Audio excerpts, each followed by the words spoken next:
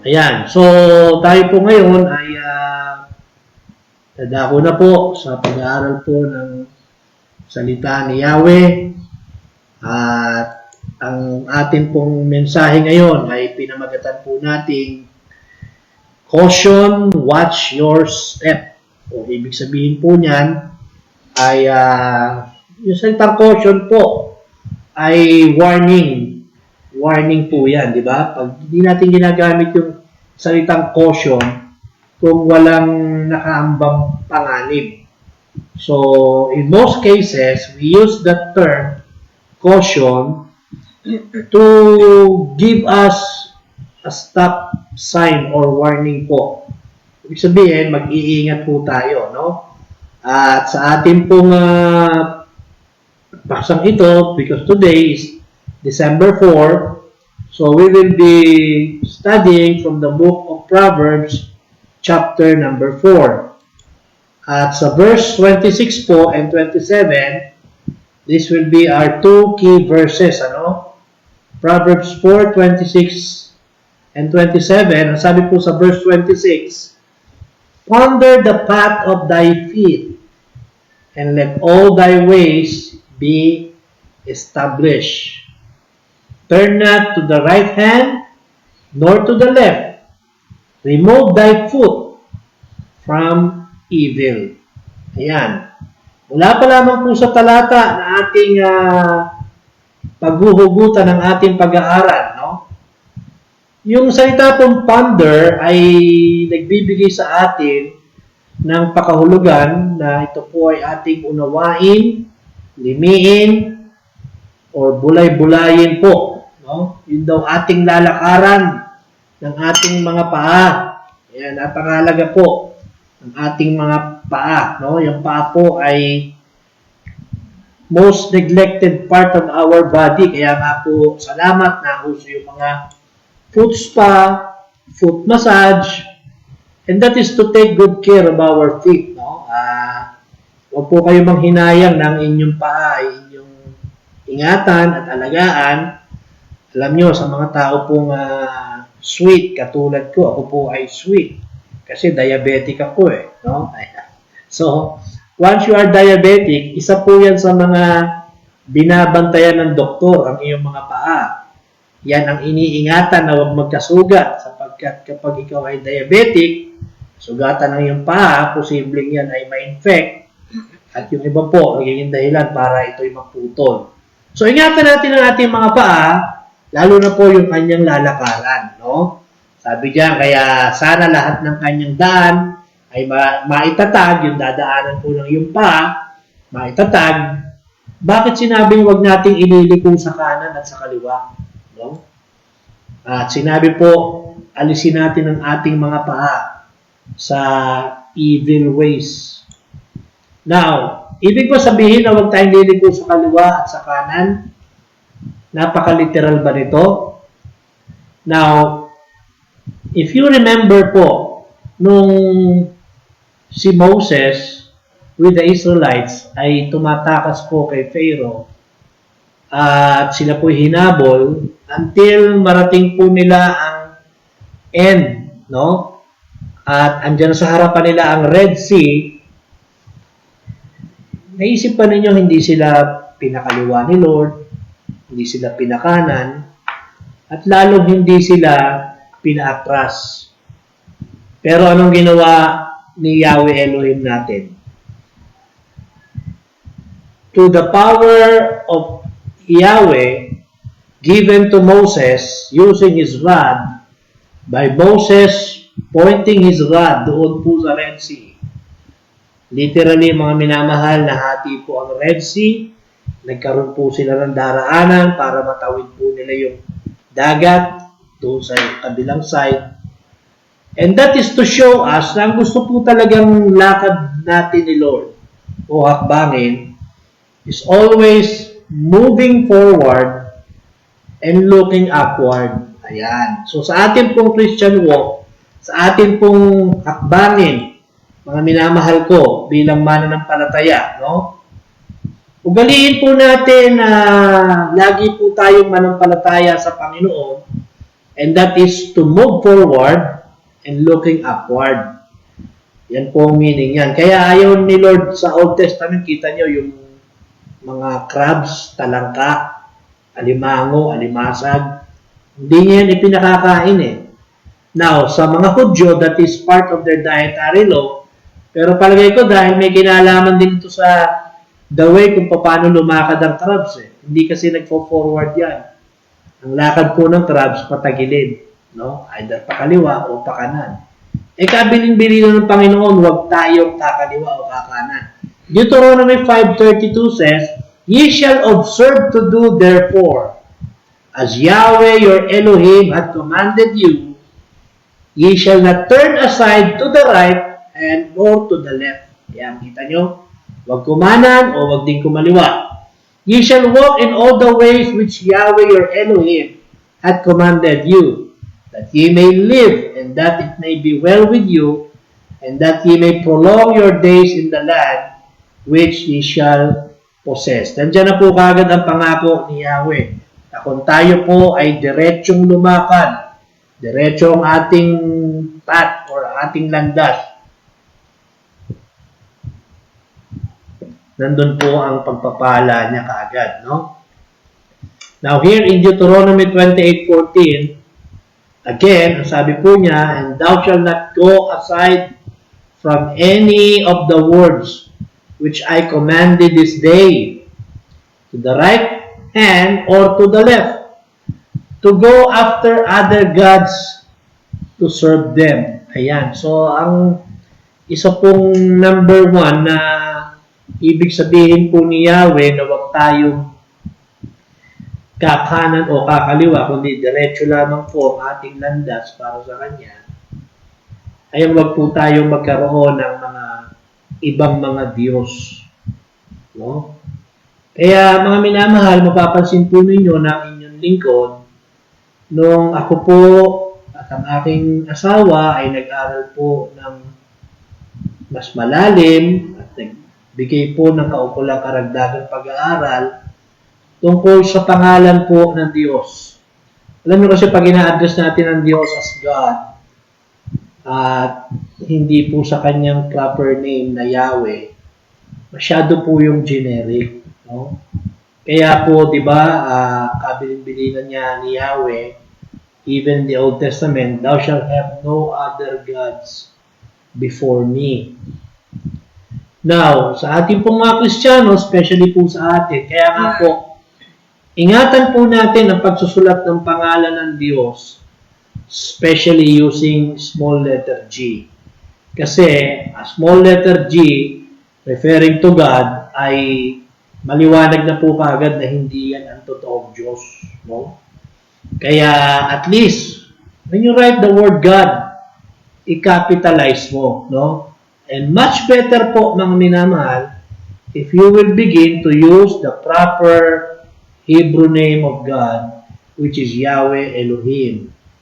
Or sometime, the word Adonai. Now, ang madalas pong nagpo-fall sa kasalanan ng paglilingkod sa ibang mga Diyos ay ang ating mga kabataan. Opo, dyan po nagsisimula yan. Paano?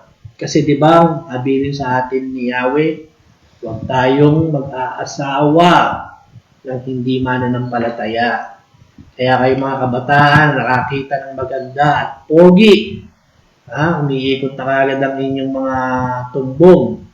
At sabi nyo, uy, ang ganda naman niya, uy, ang pogi naman niya. I-consider mo yung pananampalataya kasi yan po ang unang-unang umaagaw sa atin, no? Para tayo ay malihis at maglingkod sa ibang mga Diyos. Si Solomon po ay nagkasala ng ganyan sa ating Yahweh dahil sa kanyang mga naging ibang asawa. Now, dito po sa Joshua 1:7, ito po ang paalaala sa atin ni Yahweh. Joshua 1:7, only be thou strong and very courageous, that thou mayest observe to do according to all the law which Moses my servant commanded thee. Turn not from it to the right hand or to the left, that thou mayest prosper whithersoever thou Go west. Ayan.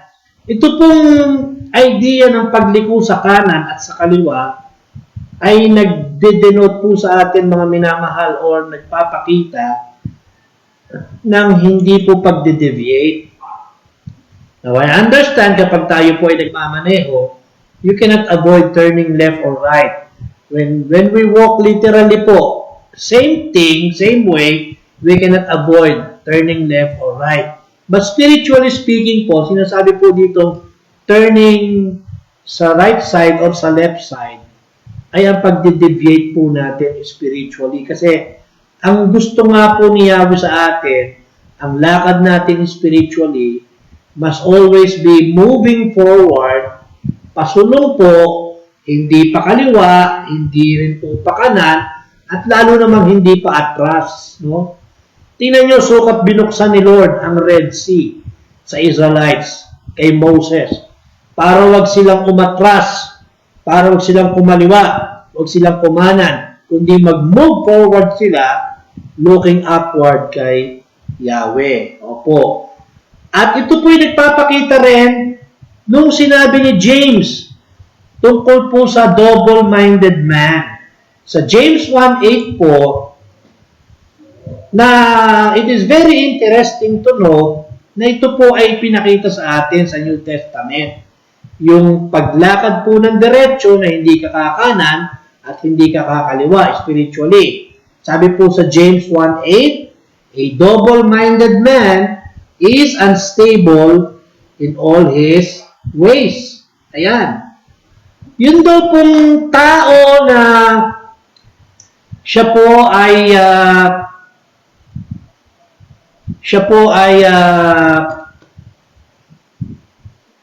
may dalawang kaisipan, no? Na ito po ay sinasabi natin na double-minded. Hindi daw po siya matatag. Okay? Kaya double-minded. Ibig sabihin, doubtful ka, you're not really sure.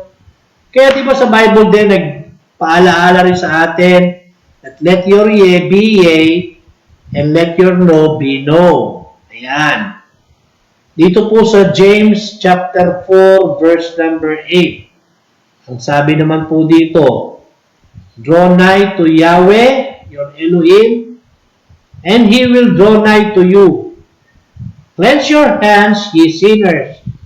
Purify your hearts, ye double-minded. You see, ang reason po para makaiwas tayo na maging double-minded tayo as a believer or spiritually lumiligo tayo sa kaliwa o sa kanan, no? Ay ang tumingin po talaga tayo sa Panginoon. Mag-focus po tayo sa Panginoon. Linisin po natin ang ating mga puso by drawing nigh to Yahweh, our Elohim. Okay? Yun po ang best way para maiwasan po natin ang pagliko sa kanan o sa kaliwa spiritually at maging diretso po ang ating mga hakbang. Kaya sabi po ng title ng topic natin, caution, watch your step. Yung pong watching your steps na yan ay spiritually po ang tinutukoy natin dyan at hindi po ang literal. Now, dito po sa sinulat ni James tungkol sa double-minded person, makikita po ninyo na sinabi po, ang double-minded man is unstable in all his ways. Kaya tayo pong lahat kailangan maging fix po ang ating decision sa ating pagsunod sa Panginoon, sa pagbibigay natin ng ating buhay at paglilingkod sa Kanya. Because a doubter is a double-minded person. Huwag po tayong maging doubter or doubtful. Yeshua had in mind such a person when He spoke of the one who tries to serve two masters. Dito po sa Matthew 6:24. Ito rin po yung pinatutungkulan ng ating Panginoong Yeshua Christ. No man can serve two masters, for either he will hate the one and love the other, Or else he will hold to the one and despise the other. Ye cannot serve Yahweh and Mammon. Now, the Mammon here, sinabi pong hindi natin pwedeng paglingkuran ng sabay, si Yahweh ang ating Panginoong Diyos, no? At ang Mammon, which represent world substance, worldly substance po, no? It also refers to monetary things. Yan, sa kaperahan po. Now, hindi naman natin sinasabi na pag naglingkod ka sa Diyos, ay mawawalan ka ng kabuhayan o ng pera. Lahat po yan isinusupply ni Lord. Especially po sa mga matatapat na naglilingkod. Ano? Pero hindi po yan ang motivation natin ng paglilingkod. Pero tinitiyak ko sa iyo kapatid, kapag ikaw ay naglingkod ng tapat sa Panginoon, hindi ka niya gugutumin. Sabi nga sa aklat, di ba? Na I have been young and I have been old, yet I have never seen the righteous forsaken, nor his seed begging bread. Yung case po ni Lazarus ay exceptional. No? Meron pong reason si Lord kung ba't naglagay siya ng isang halimbawa ng isang matapat na mananampalataya na naghihirap. Ito po ay para ipaalala sa atin na hindi po mawawala kailanman ang mahirap sa atin. No? Isa po yan. And that is a reminder na dapat po inaalala natin sila. Nagpapasalamat po ako sa mga tumulong, sa mga kababayan natin dyan sa Marikina, sa Montalban, sa Pasig, sa Isabela, Cagayan, sa Catanduanes, at sa iba't ibang lugar pa po dyan sa Laguna, sa mga nasalanta ng bagyo at baha. No?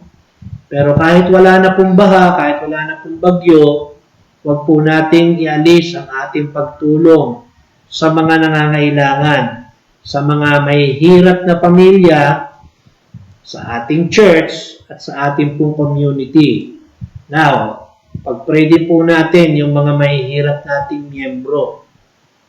Hindi po yung may hirap physically, hindi yung mga may hirap kausap. Amen, di ba? Bawat yata pastor, may ganyang problema sa kanyang church. Miyembrong may hirap, hindi mahirap physically or financially, kundi mahihirap kausap. Lahat na ng paalala, lahat na ng gabay, lahat na ng katuruan, ibinigay mo na, pero ganun pa rin. Wala pa rin. Sila pa rin ang nasusunod sa buhay nila. Yung gusto pa rin nila ang pinapangyayari nila. No? Ayan. So, tuloy po natin ating pinapaksa. So, ang double-minded person po is restless and confused in his thoughts, his actions, and his behavior. Yan. So, kaya hindi dapat tayo maging double-minded kasi hindi ka raw mapapalagay, ikaw ay tuliro sa iyong kaisipan, sa iyong mga kinikilos, sa iyong mga ginagawa. And such a person is always in conflict with himself. At yan po ay makikita natin sa sinabi nga po ni James that a double-minded man is unstable in all his ways. Now, those who are double-minded do not have the faith spoken of in Hebrews chapter 11, verse 1. Yan po ang nagiging problema kapag double-minded ka, as if the faith na inaasahan sa inyo ni Yahweh sa atin ay parang hindi nagmamanifest. Ayan, ano ba nangyayari sa atin? Parang ang nakikita yun. Amen. Sabi po sa Hebrews 11:1, commercial break lang po yun. Now, faith is the substance of things hoped for, the evidence of things not seen. Ang pananampalataya daw po ay ang mga sangkap ng mga bagay na inaasahan. Yan. Kaya itong program na ito, sakto, di ba? Hope goes on.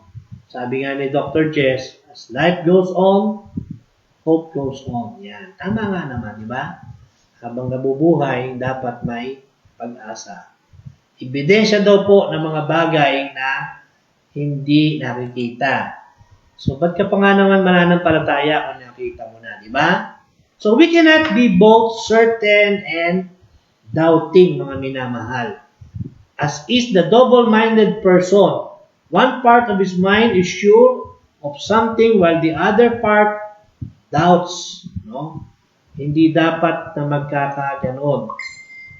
Dito po sa Romans chapter 10 verse 17, makikita po natin na mahalaga ang salita ni Yahweh para tayo po ay maging fix. Ayan. Hindi naman ako nakikita nyo. Iba na naman ang nakalabas. Anong nangyayari sa ating program? Yun, pumalik na naman. Commercial break lang po yan. Romans 10:17, so then faith cometh by hearing, and hearing by the word of Yahweh. Ayan. So, talagang yung salita po ni Yahweh, sa pakikinig po, diyan manggagaling ang pananampalataya. Di ba kaya naman tayo na-save? Dahil nakinig tayo ng salita ni Yahweh. Nakapakinig po tayo ng salita ni Yahweh. To the Bible, the Scripture, no? At yan po ay salita niya na ginagamit niya para buksan ang ating puso at isipan. At maliwanag po sinabi dyan, yung pakikinig po sa kanyang salita, ang magbibigay sa atin ng tamang pananampalataya.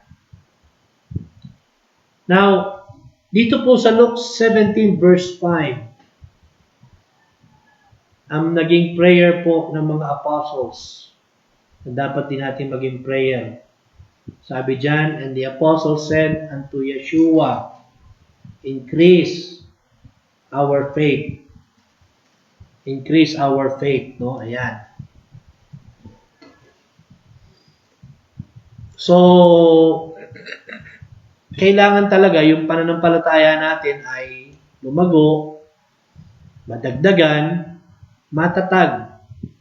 Di ba nung ikaw ay new believer, di pa naman ganun ka sigla ang iyong pananampalataya, ang iyong pananalig, no? And as you continue on with listening and hearing and studying, learning more and growing sa mga salita po ni Yahweh, sa Scripture, sa Bible, ang ating pananampalataya, ang ating faith ay lumalago, tumatatag, nadadagdagan. Kaya sabi po ng mga apostles sa prayer nila, kay Yeshua, increase our faith. Dapat ganyan din ang ating maging prayer kay Yahweh. Ito po si Solomon ay naghabilin sa kanyang anak. That's why in the book of Proverbs, isinulat po niya sa verse 25 ng chapter 4. Diba, kanina ang key verse natin ay 26 and 27. Now, yung naunang verse sa verse 25, ito po ang sinasabi. Let thine eyes look right on, and let thine eyelids look straight before thee.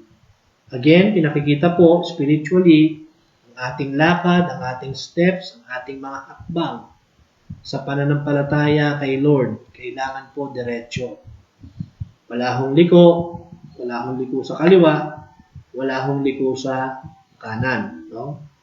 Ito po yung naglalarawan, mga minamahal, inihahalin tulad po sa isang taong sober. Di ba yung taong lasing? Okay? Yung taong lasing, kaya po sa Bible talagang ipinagbabawal ang drunkenness o paglalasing. Yung taong lasing po, kapag lasing isang tao, hindi po niya kontrolado ang kanyang lakad. Pasuray-suray yan, nagsusuray sa kaliwa, sa kanan, mabubuwal, no? Bugulong. Yan. Ayaw po ni Lord ng gano'n. Kaya gusto niya talaga sa atin, ang lakad po natin ay diretso. Not turning sa right, not turning sa kaliwa, but diretso. Now, the world offers many enticements to leave the highway and venture into the swamp of lust and sin. The allurements and invitations are very deceiving and catchy. So, you watch out. Now, Yahweh has already ruled regarding most aspects of our life. Do not even think about looking or turning any other way. We must always trust Him and His Word. Now, make sure that the path you are heading out on leads to righteousness. Dapat yung ating tinatahak na lakad ay patungo po sa kabanalan, sa katwiran, sa kaaya-ayang paglilingkod po sa Panginoon. Yung one that will please and glorify our Lord and Savior, Yeshua Christ. Don't despair of the path you have chosen. Make your path straight. Things of the world must not attract you or me off this path. Stay on the straight path that will lead you to Yahweh and His righteousness. Ayan. Para lagi po nating maalaala at mapaalalahanan po tayo tungkol sa ating pinaksa ngayong umaga, pinaka-the best way po alalahanin natin si Moses, the Israelites, and the Red Sea. Kasi nung dumating nga po sila sa hangganan, na wala na silang dadaanan pa, sukat na binuksan po ni Yahweh ang dagat na Red Sea para sa kanila. Para maipatupad po ni Lord yung gusto niya sa atin, that we must walk spiritually on a straight path, not turning aside, hindi kakaliwa, hindi kakanan, lalong-lalo mga minamahal, hindi tayo aatras. Okay? So again, as I close po, lahan po natin, caution, watch your step or steps. Proverbs 4:26 to 27.